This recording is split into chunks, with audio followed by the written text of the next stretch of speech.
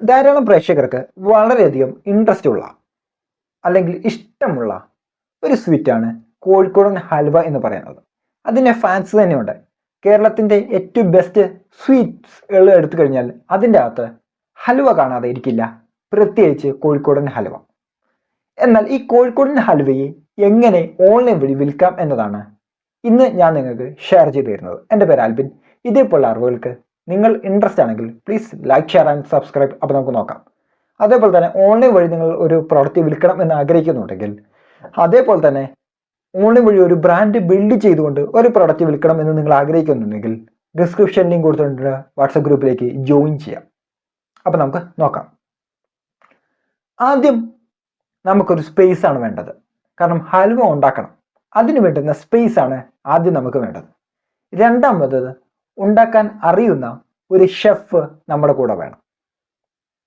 ആ ഉണ്ടാക്കാൻ അറിയുന്ന ഷെഫും സ്പേസും നമുക്കുണ്ടെങ്കിൽ അതിൻ്റെ പകുതി പരിപാടി കഴിഞ്ഞിട്ടുണ്ട്. നെക്സ്റ്റ് സ്റ്റേജ് എന്ന് പറയുന്നത് റോ മെറ്റീരിയൽസ് കളക്ട് ചെയ്യാൻ സാധിക്കണം. അത് ക്വാളിറ്റി ആയിട്ട് നമുക്ക് കിട്ടുന്ന തരത്തിലുള്ള സപ്ലയേഴ്സിനെ നമ്മൾ അവിടെ ഐഡൻറ്റിഫൈ ചെയ്യണം.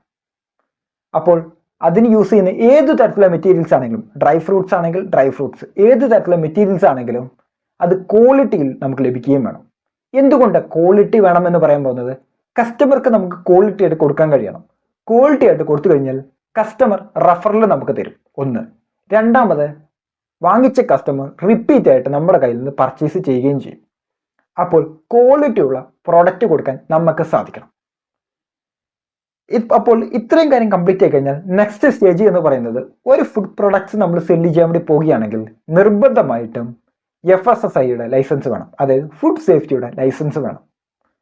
ലൈസൻസും എടുത്തു കഴിഞ്ഞാൽ നെക്സ്റ്റ് സ്റ്റേജ് ബ്രാൻഡിങ്ങിലേക്ക് കിടക്കുകയാണ്.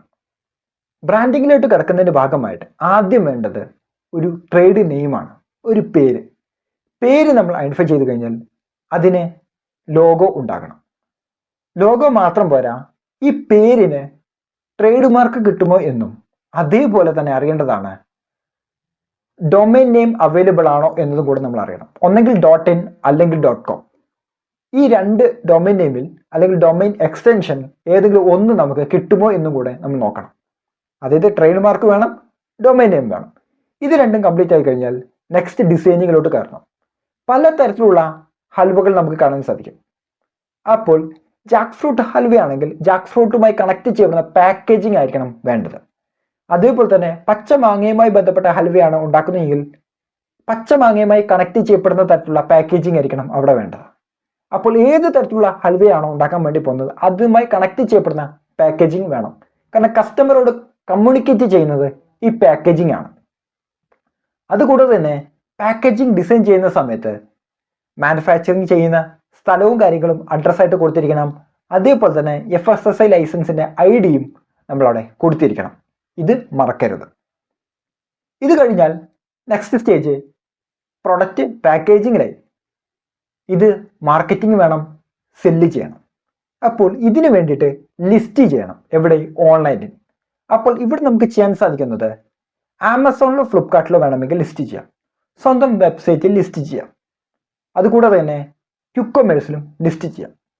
എന്നാൽ നിങ്ങൾ ആമസോണിലോ ഫ്ലിപ്കാർട്ടിലോ സ്വന്തം വെബ്സൈറ്റിലോ എവിടെ ലിസ്റ്റ് ചെയ്യാൻ വേണ്ടി പോവുകയാണെങ്കിലും നല്ല ഫോട്ടോസ് കൈ വേണം. അതിന് ഫുഡ് ഫോട്ടോഗ്രാഫിയിൽ സ്പെഷ്യലൈസ് ആയിട്ടുള്ള ആൾക്കാരെ കണക്ട് ചെയ്തുകൊണ്ട് മികച്ച തരത്തിലുള്ള ഫോട്ടോകൾ നിങ്ങൾക്ക് എടുക്കാൻ സാധിക്കുന്നതാണ്. ഫോട്ടോകൾ എടുത്തു കഴിഞ്ഞാൽ വെബ്സൈറ്റ് ബിൽഡ് ചെയ്യണം. വെബ്സൈറ്റ് ബിൽഡ് ചെയ്യാനാണെങ്കിൽ വേർഡ്പ്രസ്സോ ഷോപ്പിഫൈയോ ദുക്കാനോ നിങ്ങൾക്ക് യൂസ് ചെയ്യാം. അതുപകരം ഒരു വെബ്സൈറ്റ് ബിൽഡ് ചെയ്യാം. അപ്പോൾ വെബ്സൈറ്റ് ബിൽഡ് ചെയ്യുന്ന സമയത്ത് ഇതിനകത്ത് ഓൺലൈൻ വഴി പേയ്മെൻറ്റ് ചെയ്യാൻ വേണ്ടിയിട്ട് പേയ്മെൻറ്റ് ഗേറ്റ്വേകൾ വേണം. അതിനുവേണ്ടി നിങ്ങൾ GST എടുക്കണം. പേയ്മെൻറ്റ് ഗേറ്റ്വേകൾ എന്ന് പറയുമ്പോൾ റൈസ് പേ ആകാം, അല്ലെങ്കിൽ ക്യാഷ് ഫ്രീ ആകാം, പേയു മണി ആകാം, ഏത് തന്നെയാണെങ്കിലും GST നിങ്ങൾക്കുടെ കയ്യിൽ വേണം. GST ഇതിനകത്ത് വേണം. പറയാൻ കാരണം ആമസോണിലും ഫ്ലിപ്കാർട്ടിലും ലിസ്റ്റ് ചെയ്യണമെങ്കിലും ക്യുക്കോമേഴ്സിൽ ലിസ്റ്റ് ചെയ്യണമെങ്കിലും പേയ്മെൻറ്റ് ഗേറ്റ്വേകൾ നിങ്ങൾ എടുക്കണമെങ്കിലും GST അവിടെ ഉണ്ടെങ്കിൽ മാത്രമാണ് പരിപാടി നടക്കുന്നത്. കാരണം ഇൻട്രസ്റ്റേറ്റ് ട്രാൻസാക്ഷൻ വരുന്നതുകൊണ്ടാണ് ഇത് നിർബന്ധമാകുന്നത്. അങ്ങനെ വെബ്സൈറ്റ് നിങ്ങൾ ബിൽഡ് ചെയ്തു, ഇത്തരം പ്ലാറ്റ്ഫോമുകളിൽ നിങ്ങൾ ലിസ്റ്റ് ചെയ്തു. ഇനി നമ്മൾ ഉറപ്പുവരുത്തേണ്ട ഒരു കാര്യം പ്രൈസിംഗ് ആണ്.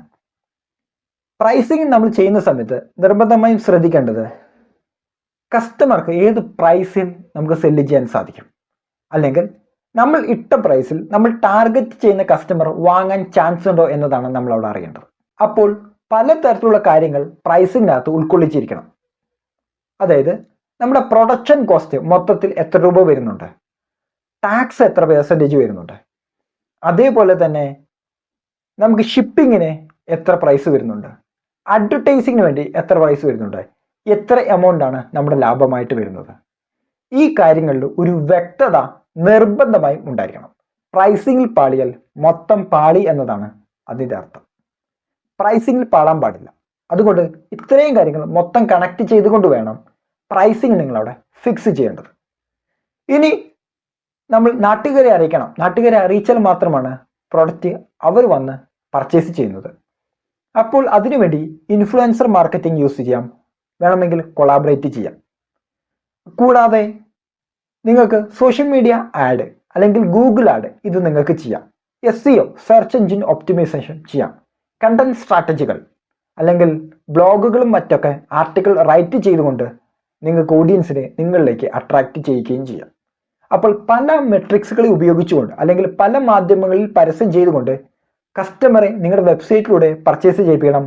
അതേപോലെ തന്നെ ആമസോൺ വഴിയും ഫ്ലിപ്കാർട്ട് വഴിയും എല്ലാം തന്നെ നിങ്ങൾ ബാക്കിയുള്ളവരെ അറിയിക്കണം ഇങ്ങനൊരു പ്രോഡക്റ്റ് വന്നിട്ടുണ്ട് എന്ന കാര്യം. ഇതെല്ലാം കഴിഞ്ഞാൽ കസ്റ്റമർ ഓർഡർ ചെയ്ത് കഴിഞ്ഞാൽ ഷിപ്പ് ചെയ്യണം. ഇതിനുവേണ്ടി DTDC ഉപയോഗിക്കാം, പ്രൊഫഷണൽ കൊറിയർ ഉപയോഗിക്കാം.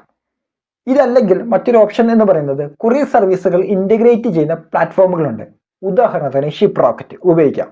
അതാകുമ്പോൾ ഡെലിവറി, എക്സ്പ്രസ് ബീസ്, ആമസോൺ, ഇ-കാർട്ട് ഇവയെല്ലാം കൂടെ കണക്ട് ചെയ്യപ്പെടുന്ന ഇൻ്റഗ്രേറ്റ് ചെയ്ത് വർക്ക് ചെയ്യുന്ന ഒരു ഷിപ്പിംഗ് പ്ലാറ്റ്ഫോമാണ് ഷിപ്പ് റോക്കറ്റ് എന്ന് പറയുന്നത്. ഇത് നിങ്ങൾക്ക് യൂസ് ചെയ്യാം. ഇത് യൂസ് ചെയ്തുകൊണ്ട് ഷിപ്പ് ചെയ്യാം, കൃത്യമായിട്ട് ട്രാക്ക് ചെയ്യാനെല്ലാം തന്നെ ഇതിലൂടെ സാധിക്കുകയും ചെയ്യും. Next stage customer support. ഇത് വളരെയധികം ഇമ്പോർട്ടൻ്റ് ആണ്. കസ്റ്റമർ മികച്ച സപ്പോർട്ട് കൊടുക്കണം, അല്ലെങ്കിൽ അതിന് വേണമെങ്കിൽ ഓട്ടോമേഷൻ സെറ്റ് ചെയ്യാം, അതല്ലെങ്കിൽ മാനുവലി നിങ്ങൾക്ക് കൊടുക്കാം. കസ്റ്റമർ സപ്പോർട്ട് മികച്ച രീതിയിലുണ്ടെങ്കിൽ അത് നിങ്ങൾക്ക് ഇംപ്ലിമെൻറ്റ് ചെയ്യാം. ഇനി സെയിൽസ് വോളിയം നിങ്ങൾക്ക് ഇൻക്രീസ് ചെയ്യണം. അതിന് നിങ്ങൾക്ക് ചെറിയ ഡിസ്കൗണ്ടുകൾ വേണമെങ്കിൽ കൊടുക്കാം. അത് കൂടാതെ തന്നെ ചെയ്യാൻ സാധിക്കുന്നത് ഫെസ്റ്റിവൽ സീസണിലും മറ്റൊക്കെ ആയിട്ട് സ്പെഷ്യൽ ഡിസ്കൗണ്ടുകൾ, റിവാർഡുകൾ, കൂപ്പൺ ഡിസ്കൗണ്ടുകൾ, പലതരത്തിലുള്ള സ്ട്രാറ്റജികൾ ഉപയോഗിച്ചുകൊണ്ട് കൂടുതൽ വോളിയം നിങ്ങൾക്ക് ചെയ്യാനും ഇതിലൂടെ സാധിക്കുകയും ചെയ്യും.